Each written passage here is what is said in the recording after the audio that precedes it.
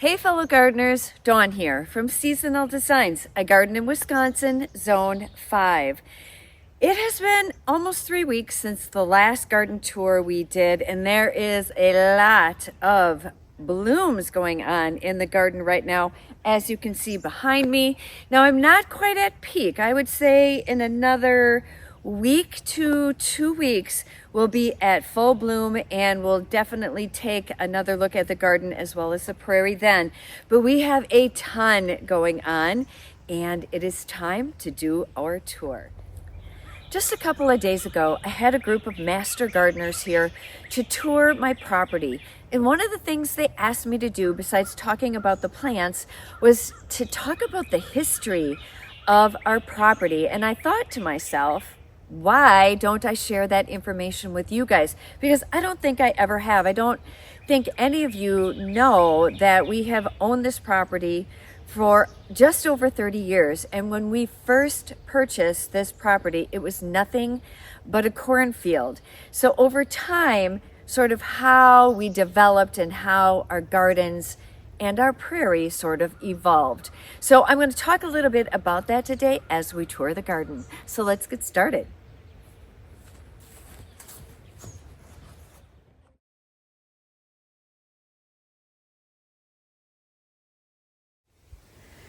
I am going to start with the prairie, because the first thing we did when we bought this property is we established a prairie. It's about 5 acres. We seeded it by hand and really tried to manage it the best that we could. I will tell you that establishing a prairie is not for the faint of heart. It is a lot of work. And 30 years ago, we had to do research to figure out what we were doing, because there was no Instagram, there was no YouTube, there was no Facebook. Couldn't go online and watch a video and figure it out. You had to go to the library and do some research. And well worth the venture, but again, not for the faint of heart, because you are always fighting invasives that make their way in.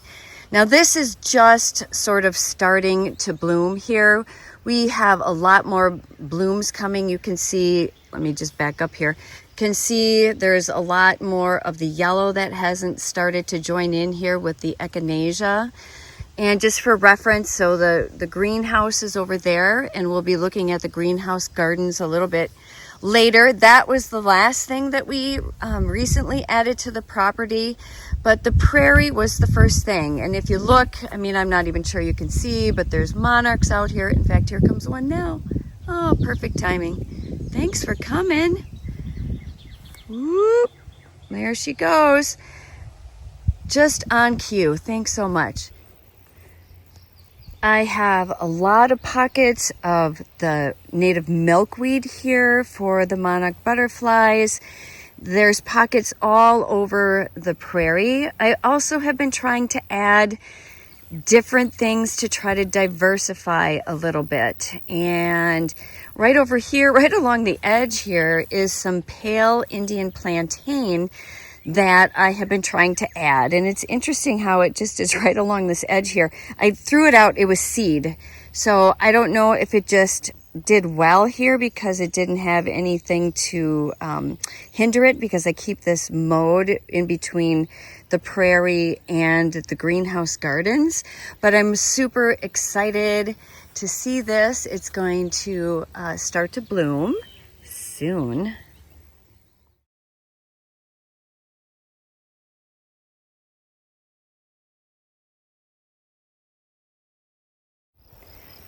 All right, so I'm now out here in the middle of the prairie along the path. You can see the greenhouse there. You can see, do you see all of this, like right in through there, that big patch? That's actually something called Maximilian sunflower. It gets super tall. It's an enormous patch. I mean, I don't think it has any competition right there. And it is just spreading. So so this is what I'm talking about. Love that it's in there, but it is an aggressive plant, and you have to decide, you know, how far do you want it to go, because it likely will make it all the way out here. So some of this stuff you just kind of let it go, but there's other things that you really can't let go. Now, the one thing that we've been fighting, well, here, Queen Anne's lace. I just pulled this out. I don't want this in here. It's not a native, so it was just hanging here. I pulled that out. But we have also been fighting something called a vetch. And I'll have to show you, I don't know if we have any, but here's a little bit. So it was pretty heavy in this area, and you can see we still have some. This gets a little purple flower, it spreads and it will take over everything. It just covers and chokes out everything. So these are the types of things that you have to keep an eye out for. But you're always managing the prairie. You have to consider burning it every so often. There's another monarch, but there's a lot of work to do. All right, so we've got, over here I have something else. Let me walk in here. So this is a cup plant, and there's just one here right now, but it's kind of neat. It holds the water in there. And this gets really tall, and it gets yellow flowers as well. It's going to bloom a little bit later on in the season. It's really gorgeous.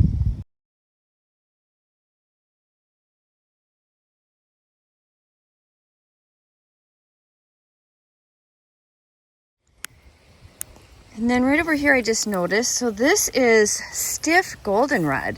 So this is a great goldenrod to have in here versus the Canadian goldenrod, which is a darn thug. All right, we also have some other natives that I've popped in here. This is compass plant, and there's a bunch of this in this area. And then I also put in rattlesnake master. So anywhere there's leaves like this, and believe me, it all blends in. But there is one here that is actually blooming. Now this is going to get much taller, but I have pockets of this sort of throughout the prairie, hoping to introduce some diversity.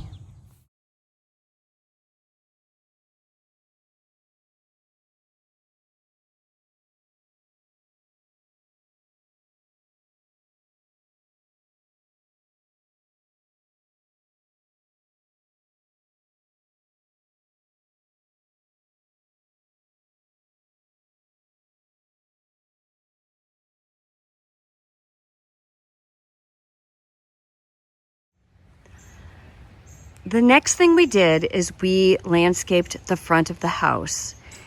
And my husband and I put in the hardscape, the walkway first one summer, and then we did the landscaping the following summer. Keeping in mind that we both work full-time jobs, summers, on the weekends, we worked on our landscaping and our hardscaping.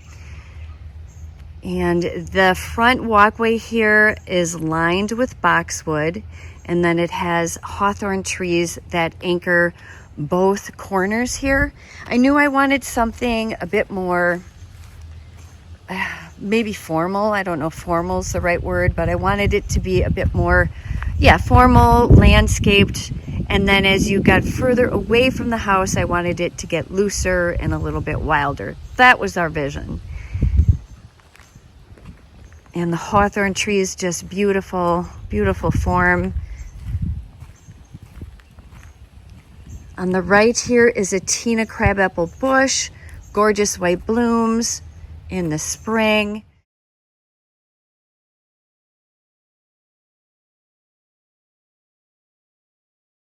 Underplanted, this whole area is underplanted with a sea of pachysandra, and then some in substance hostas there on the right.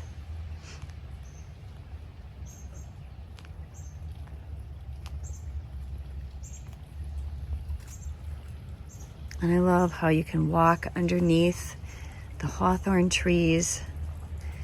And then as you get down the path, you'll notice that the coreopsis is blooming, as well as the Russian sage. I love Russian sage. I love that airiness, that blue, almost looks like a purple haze kind of in the distance. So gorgeous.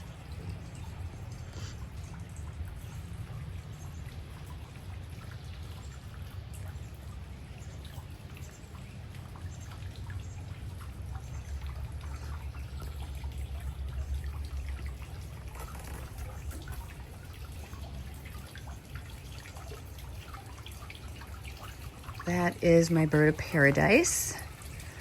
Very tall right now, very large, couple of new leaves in there. That lives in the greenhouse come fall. But he loves it outside. He loves hot and humid. That's my mom's fountain. I love this fountain. I love it right outside, so our front door, you can hear it. The astilbe is done blooming, but it was gorgeous. Japanese forest grass. I love that. It's a variegated variety. It is so pretty. It just looks so soft. My Annabelle hydrangea. And that goes all the way around the corner. And I'll pop over. Let's take a look at our little patch of milkweed here. Last time we were here, we saw a monarch caterpillar, if you remember. But done blooming now, but look at how tall it is. Oh, that's got to be like, I'm 5 feet. It's at least 5 feet tall.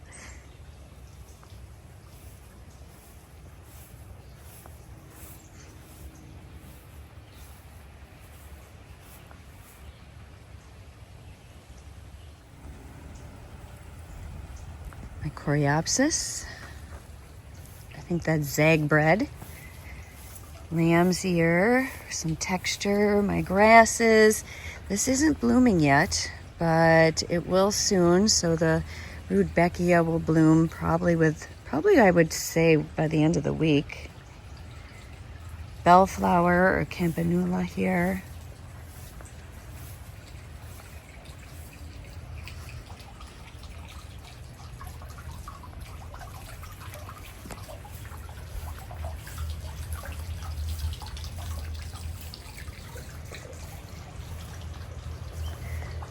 My 2 containers, which actually used to be full sun containers, now that the hawthorns are as big as they are, I've had to rethink them this year and put something that likes morning sun but afternoon shade.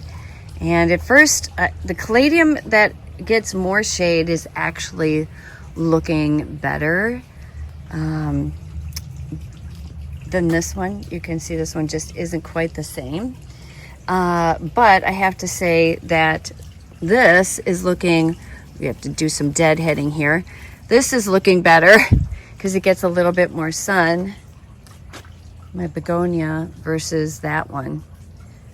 Always a dilemma when one's in the sun, one gets a little more sun than the other.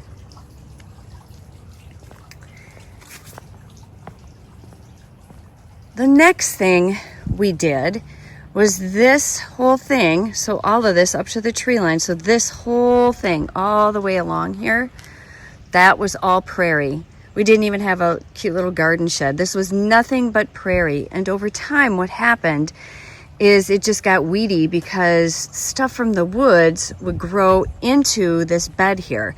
So there was like poison ivy in here. And I remember getting poison ivy several times as I was trying to transition this bed from what was becoming a weedy mess to gardens, because this is the entryway and I really wanted something a little bit nicer, a little more on the wild side, but not quite so wild as it was. Now what I've done is I kept the echinacea where it was. So anywhere you see echinacea in here, it was originally there. And then I started just getting rid of things that didn't make sense or looked terrible. There was like this huge patch of what I call ditch lilies in here. It was probably like 20 feet long by 5 feet wide. I had to eliminate that, which was a lot of work. I dug a lot of that out.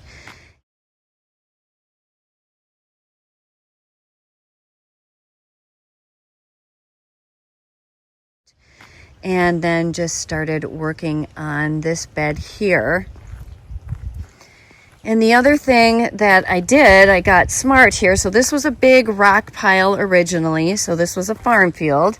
So there's a lot of rock. I mean, if you want rock to do something with, there was plenty of it here. And I used it sort of in my landscaping here in this area to line my path that I put in through the woods.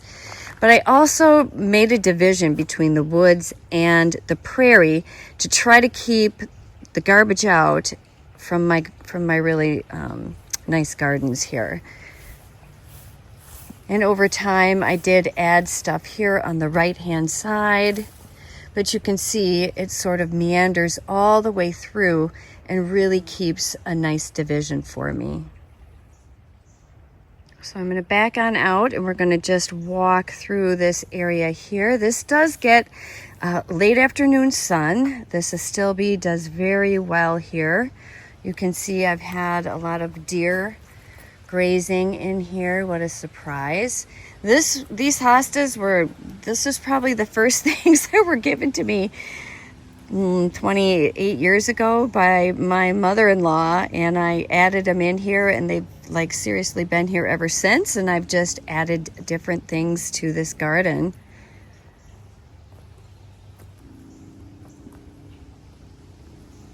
And then this bed is the, I do call this my Monrovia bed, because everything in here I planted in partnership with Monrovia. And this bed is this is its second summer now. So some things are doing so great. I mean, that spikenard is just so gorgeous. Absolutely love it. This all gold Japanese forest grass here, beautiful. The heuchera, boy, I can't remember the name. Something red, northern red maybe. The hellebores, they were gorgeous when they were blooming, ice and roses, but look at the texture still in there. Isn't that gorgeous? My mukdenia, really, really gorgeous. Now I still want to add, I want to bring back the autumn brilliance ferns. I lost some of those. And I think next year we're going to start attacking what's behind it there and sort of move our way into a fully shaded area. So if you're interested in ideas for that, make sure you follow, because I think that will be next year's project. The Brunnera, my hostas.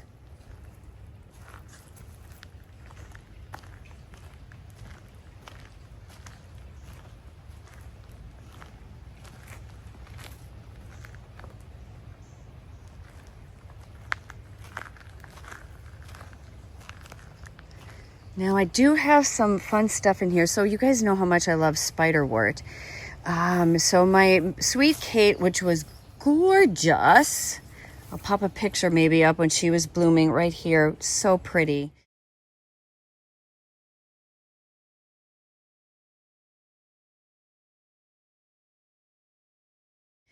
This is another spiderwort that is pretty much on its way out now, but gorgeous.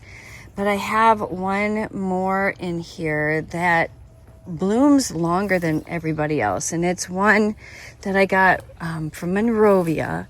And, oh, look at, gorgeous. Monarch doing her thing.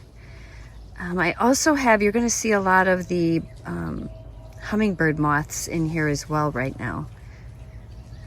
This is just such a fun spiderwort. I love the color on this. Isn't that gorgeous? And it looks really nice with my bee balm, which is almost done. So I'm here on the back side of this bed. But we are going to go back and we're going to take a look at the front side of it.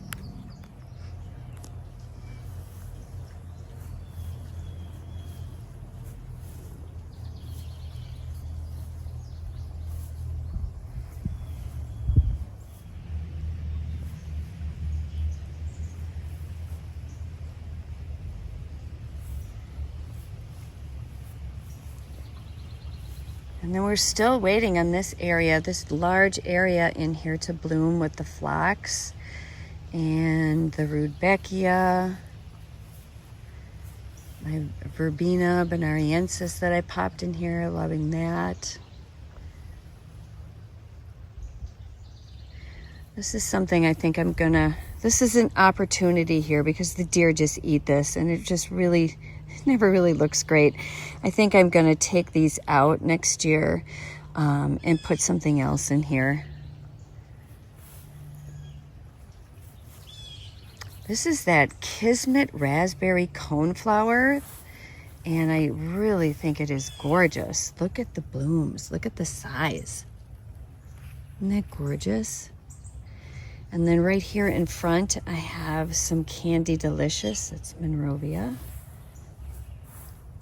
And then right in the center, I have some of that Russian sage. So pretty.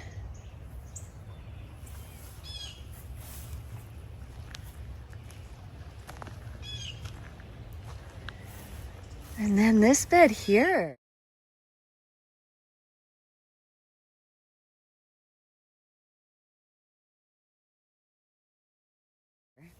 So this is probably the most recent bed that I put in. And so this is going to be its third summer.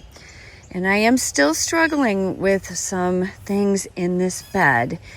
I did lose some of my echinacea. I mean, I lost a few of many different things this past year. I think I told you guys we had a very wet spring, and then we got dry, and we were dry summer, we were dry in fall, we had a dry winter, very little snow cover, nothing to protect our plants from our super cold temperatures, and I did lose a few things here and there. So I have been popping in new plants. So some of these are quite little, and then some of them are just looking so great. So that is echinacea bubblegum. I'm going to walk in here. It is a fully double, and pollinators don't like this because it's really difficult to get to the nectar that they're looking for. Although I say that, and there's a bumblebee on it right now, but they tend to go to ones that aren't double. So I just have a small patch of this in here. I figure, because I have 5 acres of natives, I can get away with something that maybe isn't as pollinator friendly, but it sure is a fun little thing. I certainly wouldn't plant a whole garden full of these, but a little patch of them sure is fun. And what else do I have in here? I have this beautiful salmony colored phlox in here, and of course that airiness that you get from the Russian sage. I have echinacea rainbow marsala in here. Loving this one as well. Starts out orange, sort of turns salmony, and kind of finishes pink. It's really pretty. All right, the other thing that is just opening here is the Scottish Fantasy Lily. I don't have a lot of lilies, but I really wanted to try this one, and it has been gorgeous. It is a profuse bloomer.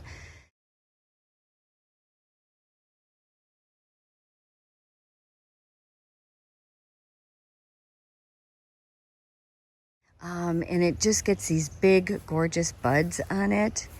And then in the back there, you can see that is Little Quickfire hydrangea. There's, let's see, 1, 2, 3, 4 of them, plus the limelight right there. But things are really looking good here.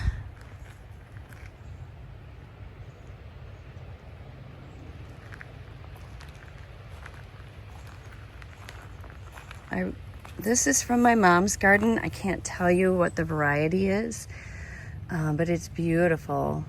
It's one small little patch I have here. My container's looking great. I think everything needs a drink of water. Half an inch of rain isn't quite enough to keep your containers hydrated. Doesn't really get in there with all the flowers, but look at, isn't that gorgeous? Ugh, they are looking so beautiful.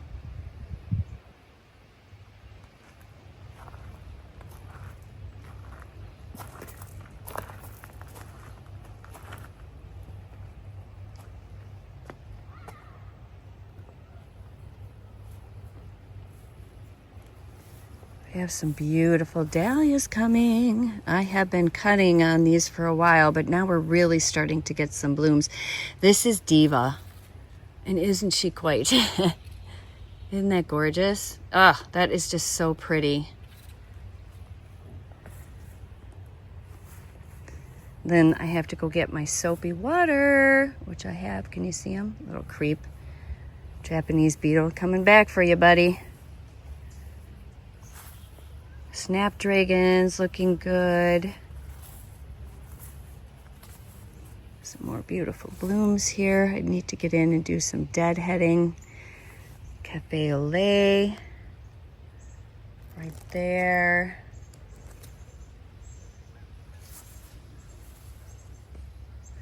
And then let me turn around here to my cutting garden.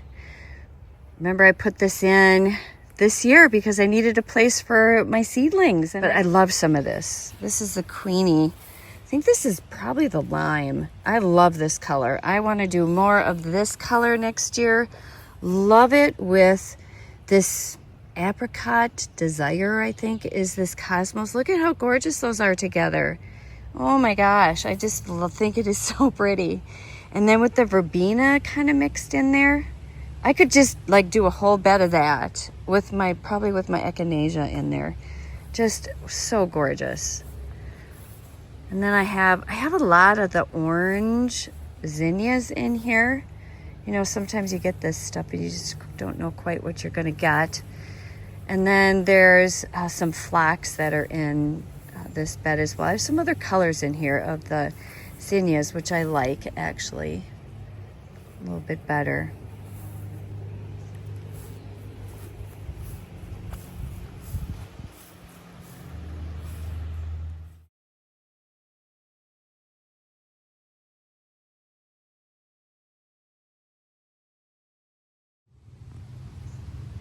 Last but not least, the greenhouse gardens and what's going on the back patio.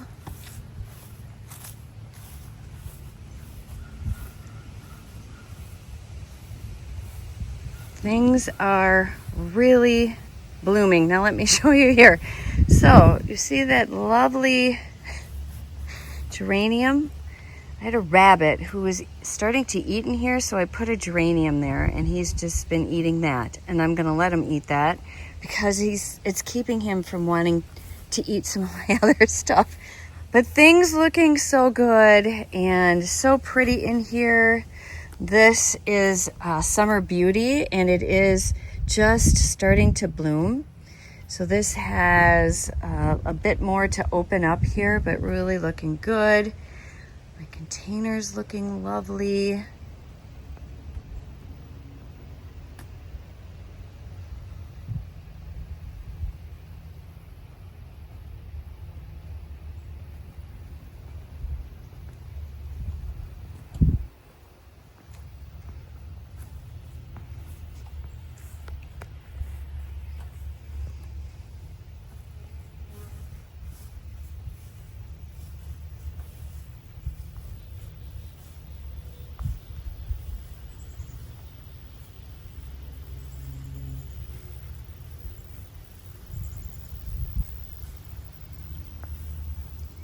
Moonshine yarrow. So moonshine yarrow, echinacea pixie meadow bright, stackies humelo, golden no, what is this? Which coreopsis is this? Oh, I'm forgetting the name. Golden showers. Golden showers coreopsis. I had to think there. My Carl Forrester grass. Love just the tall, vertical, does not reseed all over your garden type. I'm loving that.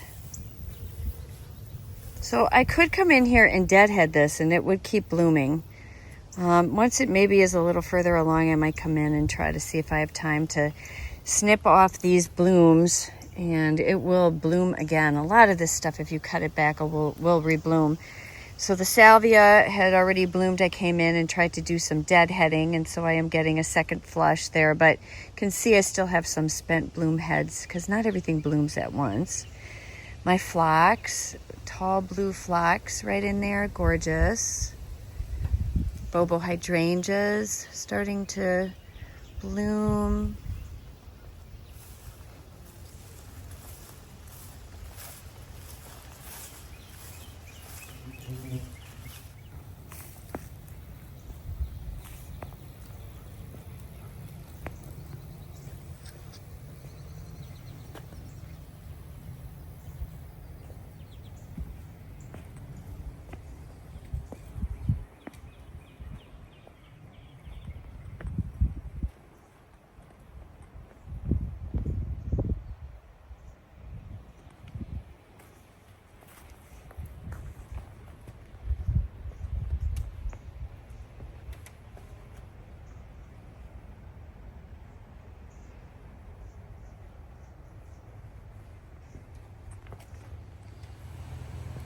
This is a bed I also did in partnership with Monrovia. This is my annual bed in front of the greenhouse. I do something different every year, and I'm really loving the way this turned out with the Sally Fun Blue Lagoon Salvia. Oh look, so here, like the little hummingbird moss, really love it. Let me see if I can zoom in. Oh, there's a couple of them in here. Let me see if I can zoom in so you can see them. So there's there's two of them. There's one right there, and there's one on this plant over here. Can you see them? Aren't they kind of fun? Between them and the bees. Everybody loves salvia. Whoop. There you go. There's a good shot of them. So they're all over the gardens right now, along with the butterflies and the bees, but looking so gorgeous. And I'm loving the lantana in here. I really like lantana, and I think I need to repeat it in this bed for next year. I just love, I forget how much I like some of this stuff. This is Teeny Genie Compact Lantana, beautiful. Sally Fun Blue Lagoon Salvia. Sunbelievable Brown Eye Girl in the center. Isn't as big as I expected it to be. This is Candy Delicious Coneflower in here. This is going to remain because that is a perennial in my zone. So I've got a couple of those in there. So that's going to probably remain in my bed. And then I just underplanted it with some calibrachoa and some sweet potato vine just to kind of fill in, but super duper happy with the way that turned out this year.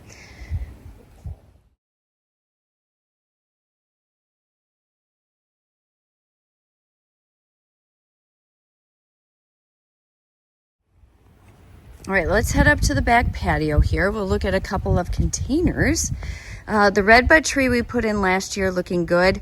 Not thrilled with what I put underneath it this year. This is also an annual bed.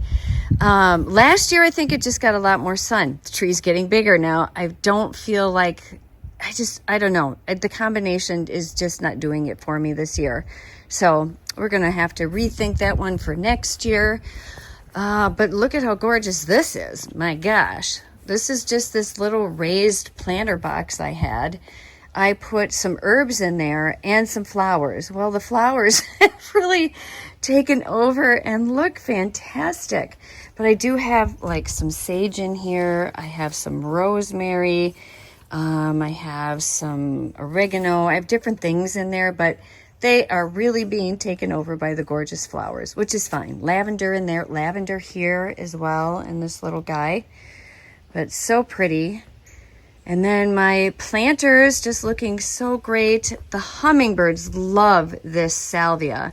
And every day they fight over it. And then one of them wins out and he comes and he just zips in and out of all of that salvia. Really gorgeous. Really, really gorgeous this year. Here's this one. So even though this one doesn't get as much sun, it's still looking beautiful. My little succulent table here. Everybody's happy. This guy really filling in. Now my coleus is getting a little bit bigger, but looking good. And the last container over here, this, I just love this one as well. This has the Tropicana canna in it. And it's not blooming right now. It still has that Jack and the Beanstalk sort of bloom stalk. Don't know why. So strange. But love the foliage on this.